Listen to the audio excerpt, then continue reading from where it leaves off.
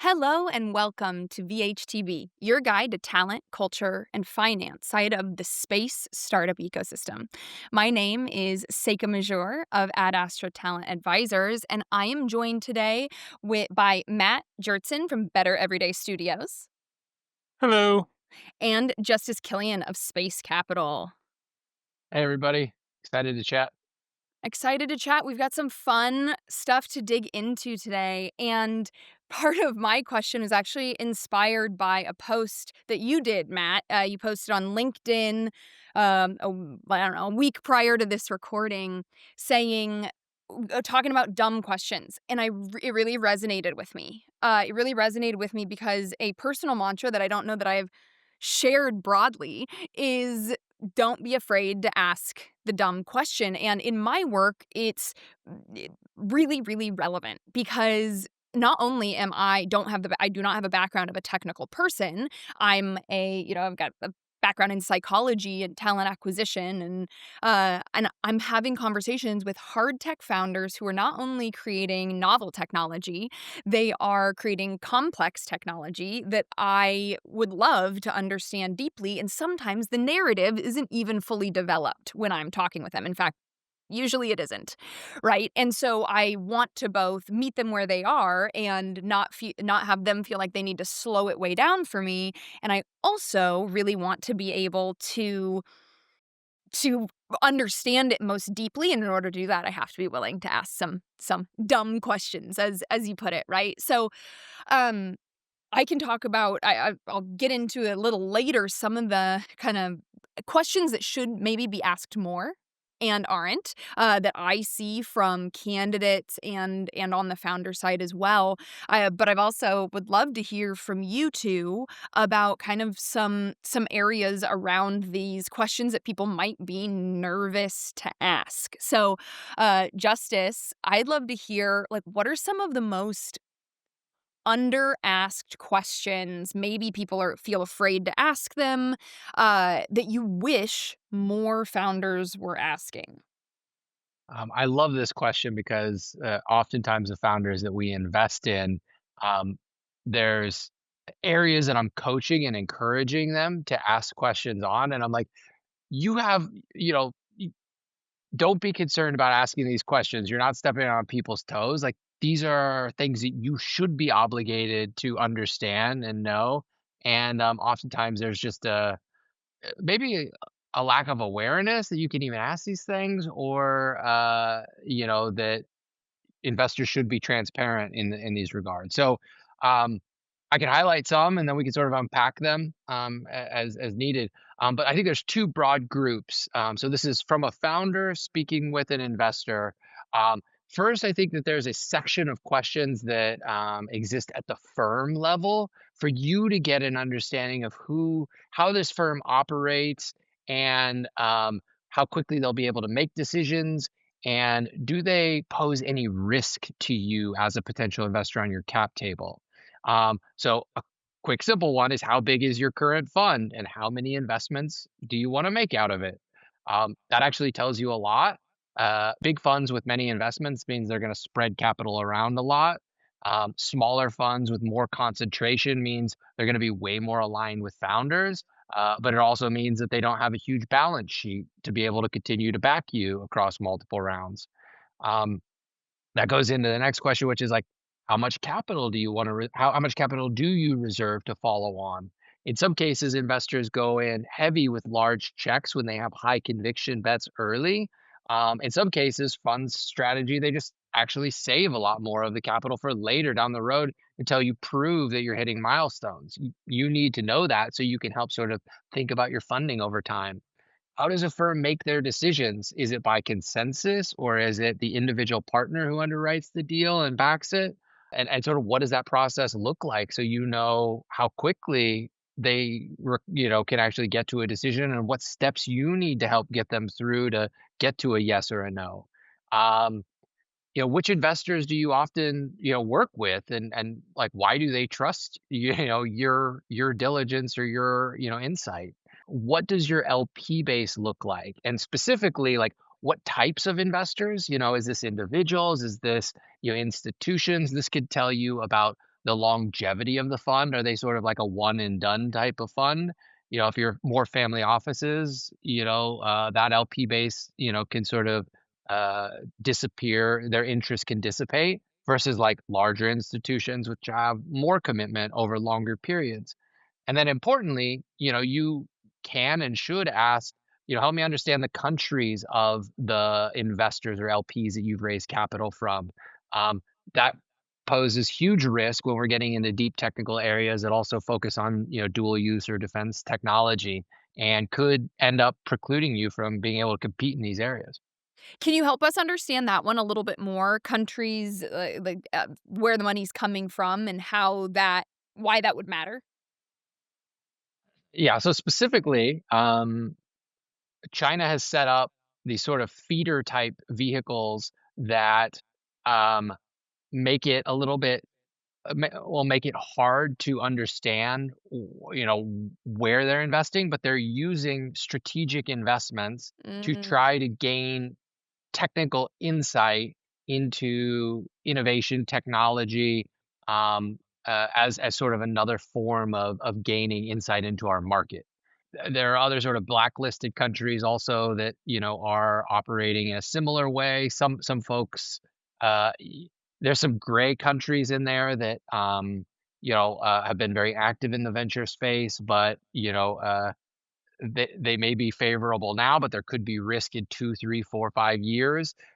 So we've specifically, had conversations with the CIA and actually work with them if there's a question of a questionable investor to like vet them, and we'll let Wow. founders know if there's concern. really cool. That's really cool. I can imagine some of our early founders who are listening thinking, wow, those are great questions. I don't even know what I would want the answers to be to some of those answers. And I imagine some of that is you start to get an intuition and a pattern recognition once you start to hear some of the answers. But I'm also curious if to any insight you can add there, Justice. What is a good answer to the question? Or, like, what are fa like, you listed a bunch of questions there, right? And a Yeah. lot of it has to do with how the firm is going to partner with the founder. And so understanding, right, what sort of partnership is actually ideal for the organization that they're looking to build, and if there are, generally better answers or if it all is hyper specific to that startup. I think it's just an awareness of who you're bringing on to your cap table and understanding how they operate. If you are bringing on a big multi-stage firm and they're leading your seed round, with a $5 million check out of a $1 billion fund, just by the math of the situation, they're going to that's a small check in their fund. They're doing it to get insight and information and see how you perform. If you don't perform, it's unlikely that they will, continue to back you. Uh, if you're working with a small firm where you represent, 2 to 15% of their fund, they're deeply vested in you and the outcome of their fund depends on your success. And so, there's incentives that align there. And so there isn't really a better or worse situation. I mean, in that case, there is a difference in incentives, but some founders prefer to go with that big firm and prefer to work autonomously and independently and, don't necessarily want that hand holding or that support or that deeper engagement. Some founders do. So it really is just like asking the right question so you can determine what's the right mix for you. And I find that, repeat founders ask these questions. First time founders don't know to ask them. Yeah. Yeah, really cool, and I think even, the question that I'm gonna get to with you, Matt, is really leaning into how to get the stomach and get the awareness to be able to ask these questions, and and I imagine, frankly, hearing this advice from you, Justice, is a really strong cue to just help people realize that it's okay to ask those questions, right? Like, it's appropriate and, encouraged. We could come back to this later, but or not at all. but there is a whole subset of questions specifically to the partner that would likely be leading the deal, and that gets way more personal and probably a little bit more challenging to ask. So maybe now's a good time to bring in Matt to help, sort of give that. How do you build that confidence? How do you build that sort of ability to ask those questions? Yeah, I think it's funny because I think so much of what we do in the business world and as adults and stuff as we grow is often framed as unlearning the things that you learned in school. Like I think one of the challenges that, school is all about being right. Like you get rewarded for having the answer, for knowing the answer, and that's the only way you get rewarded. And I think especially in the kinds of companies that we often work with, that that idea continues, one because people went to so much school, but then two because like having the answer is really important. But I think as the longer you go in life, the smaller and smaller the places are where that logic holds true. And so, like I think for me, for myself, thinking about my business and going out and talking to other companies, there is never a way the best way I can ever build trust and strengthen a relationship with even a potential client is when they ask me, "Do you do this?" And I say, "No, that's not my area of expertise." Right? Which is kind of a way of saying, like, I don't know. Like I could, and like early on in the business or when I was younger, I might have felt an urge to say like, "Oh, yeah, we can figure that out for you." And now it's just really easy for me to say, "That's not my area of specialty. You don't wanna work with me. Let me show you to some other people. Let me introduce you." Because and that's really, really helpful. Similarly, when I'm getting to know a new company, it's, again, this is where kind of that original post came from. It's my job to raise my hand and say, what's that acronym? I don't know what you're talking about there." And in fact, just earlier this week, I was recording a podcast for my other podcast with the former CEO of WD-40, Gary Ridge. Oh, And he was telling a story of this was from back in the 80s when he had first become an executive at the company. He was going to be in charge of international expansion, and he was sitting down at a meeting where there was an outside consultant who was coming in briefing everybody, and he's listening to this person talk, and he's just not following the conversation. And so he tells the story of how he raised his hand. He said, Sorry, I'm new to this country, but I don't have any idea what you're talking about right now." And he looked around the table, and every other person at the table just let out this big sigh because nobody else did either. Like, I don't know if the consultant was talking corporate speak or something, but nobody had any idea of what he was saying. And it's just that he even said when he raised his hand, he said to himself like, "This might be a real career limiting move for me because I'm about to raise my hand in front of everybody and say I don't know." But then he was eventually tapped to be the CEO of the company. So obviously, being willing to ask that question is really important. And so, we can go in on forever about the reasons why it's important to ask those questions. But I think the particular thing we're trying to figure out here is how do you get people to realize that it's okay? And to me, the number one thing that I talk with people for is get them to reflect. Like, if you're a manager, I reflect on, would you prefer that somebody on your team says, "I don't know"? When somebody comes to you and asks a question, how often do you judge them negatively versus judge them positively, right? And if you get people reflecting on how they react, I think they start to realize that, oh, yeah, I would much prefer it if people asked me the question rather than just assuming my answer and running with it. And then I have to fix their mistakes that are now 10 times bigger because they didn't ask that simple question. As soon as they start to realize how much they would prefer to be on the receiving end of those questions, I think and how positively they would receive it, I think it becomes easier for them to now start to ask those questions of others. that's really good. That's really good. I think the reflection is a very powerful element of this because you realize, wow, when other people ask questions to simplify things, I benefit.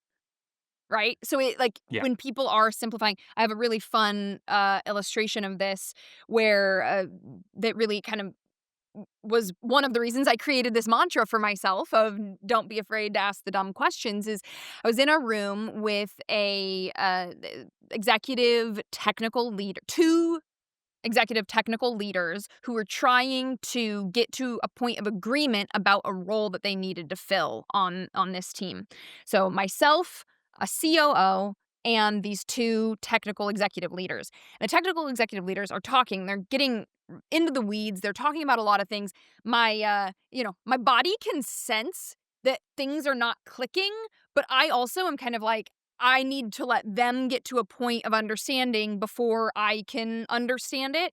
So we've gone around now for maybe like 15 minutes of them kind of feels like they're missing each other, but they're, talking about some technical heavy stuff and I'm waiting to ask some questions. And the COO goes, hold on, hold on. She grabs a whiteboard marker, pulls up a whiteboard, and she just draws like two boxes. And she goes, writes a couple words in each. And she goes, is this what we're talking about?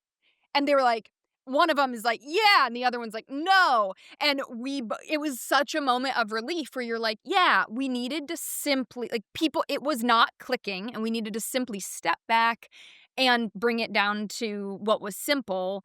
And so that there's just a great illustration of being able to get people on the same page. Yeah. Yeah. I think so often when you have those confusing moments, it is about abstracting it up a level or like pulling back to some higher level of simplification where because there's some foundational definition that you're not agreeing on, but you just you walked into the room assuming you knew the answer, but it wasn't the answer. And yeah, I think that's really important. So I've got behind me the second book. You probably can't see it. Second book on this bookshelf is Atomic Habits, one of my favorite books written by James Clear. And I have this sticky note on which you also can't see, but I'll read it on my right in front of me on my computer. And this is a James Clear quote, and it says, "How to clarify a concept you can't articulate. 1, change mediums. Draw it, photograph it, sing it. 2, change levels. Explain what it is 1 level up, bigger picture, or 1 level down, finer detail.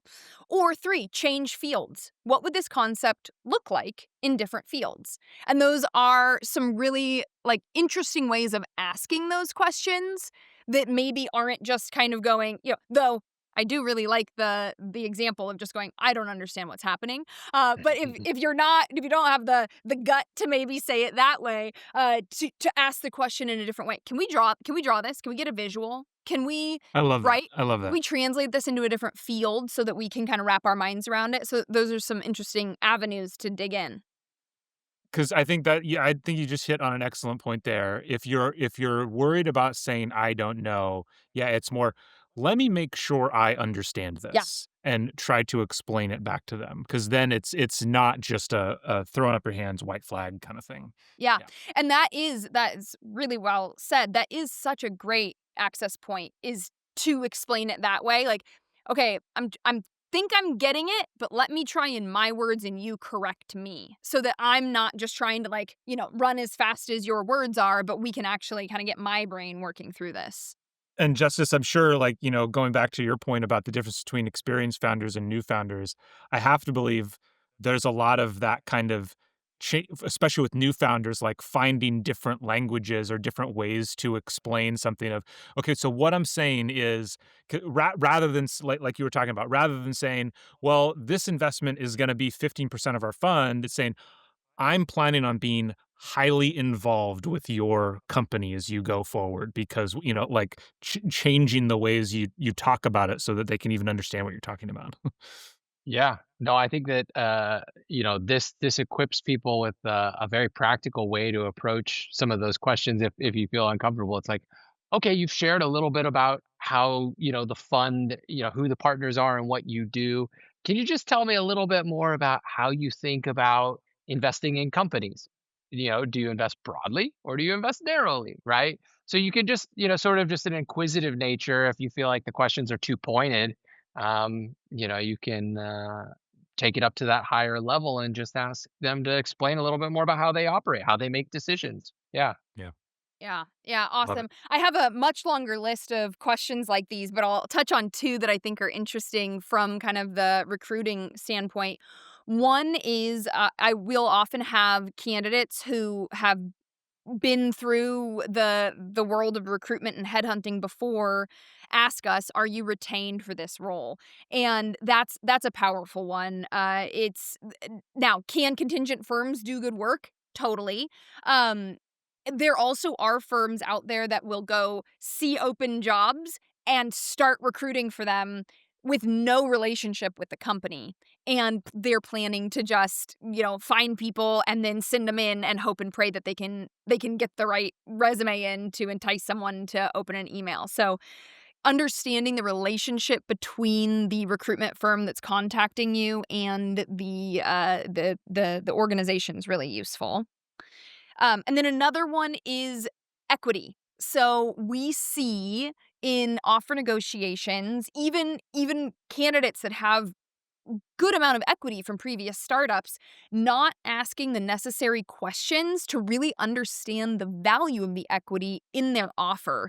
And that makes it difficult for the company to sufficiently advertise how compelling an offer is, and it also makes it complicated for the person to truly assess if this role and this offer is a strong one. And I think it comes from a place of not wanting to sound like you don't understand equity. Equity's complicated. Maybe Super right? I was complicated. gonna say maybe Justice, maybe you know it in and out and left and right so deeply that it's not. But like I work with it every day, and it's complicated, and so to be able to slow down and turn it into meaningful numbers, it takes asking really thoughtful questions, and we see that both founders will kinda skip over getting into those details, and candidates will skip over asking questions in order for them to really wrap their minds around what an equity offer is.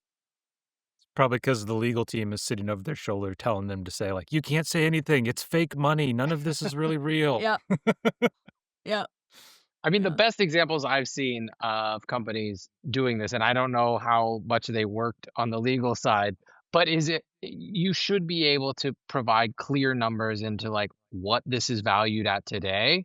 In 2 years, if we expect to raise another round at, this size of round at this valuation, it would roughly equate to this. And if we had some sort of meaningful exit, 5, 10 years down the line, this is what it could look like. Again, these are like hypothetical because this isn't real, but people should be concrete with numbers and then be open to any questions that you have around equity comp because it is a meaningful part of motivation for folks, particularly at early stage. If you can't pay market rate salaries, oftentimes you're going up a little bit on that equity comp, and so you need to be fully transparent with the numbers as much as possible.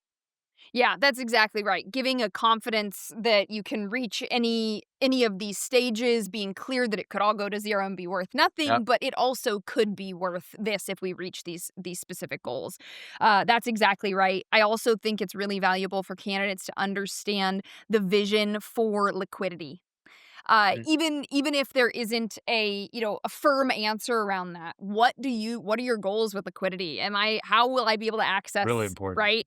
We've seen companies that just make it like impossible for people to get funds out, and then we've also seen companies that are very liquid and make it very reasonable for people to get money out. And I've seen it, what is the goal for that liquidation event to dramatically change kind of how the company operates? Are they trying to stay private forever? Are they trying to go public themselves? Are they trying to be bought in 5 years? Like, those are very different pathways that I've at least seen lead to very different, like, kind of motivational structures within an organization. Yeah. Yes, absolutely. That makes sense. Justice, we said we'd come back around just before we wrap here. I'd love to hear on that you were going to dig into kind of the specific partner that you're working with. Yeah, we'll share just a couple questions.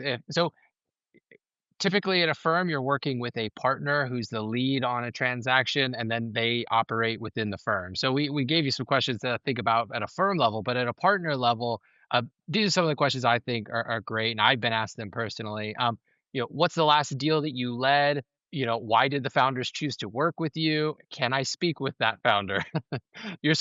Honestly, it happens maybe only 5% of the deals that I'm involved with, but when I do, I respect that person more when they ask that. Have you ever invested in a deep tech company? And like, what did you learn from that? You'd be surprised how many funds out there today have not done deep tech or on the government side as a government as a customer. And it's hot, it's interesting. Everybody feels like it's more differentiated now, but they don't have that experience, and so they're going to put pressure on you as a founder in a way that they would a SaaS company, not understanding how these companies grow, scale, or sell. So you don't if you don't want to deal with that, you don't want this person learning on the job with you. How many portfolio CEOs text you outside of work hours in a typical week, and what do they ask you about? I love that one.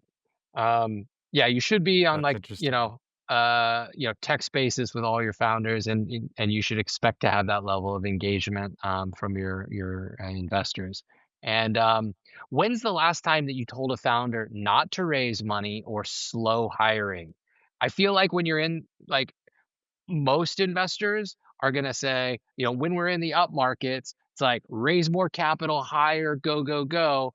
And then when the market appears like it's turning, you know, don't, hoard as much cash as you can, slow hiring, cut people, and brace for a long, ride.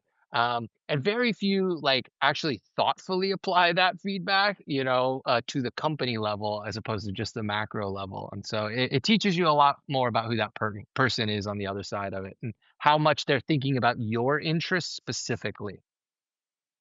That's awesome. That's really fabulous. Well, this is really cool. I've got some awesome takeaways from this. Justice, I love these lists of questions that you're outlining here for a firm level and partner level in understanding what the partnership will look like, what expectations to have, especially for first-time founders who haven't gone through all these steps and aren't sure what to look for. Really having those conversations, helping them understand what alignment there will be and how that firm operates. And then Matt, really great insights about having to unlearn a lot of what we've learned in all of our schooling in order to be able to reflect on how this works in the real world, especially with high tech and complex topics that we're working with. And I loved the example of reflecting on how you feel when people come to you and ask you questions and understanding that other people will have a lot of that grace and space for you. Unless you're really judgy when people ask you questions, and then maybe that's something you should work on. And nobody wants to work for them That's right. anyway. That's right. Very cool. Well, thank you both. This was a really fabulous conversation. I could talk about this all day, but we'll call it now.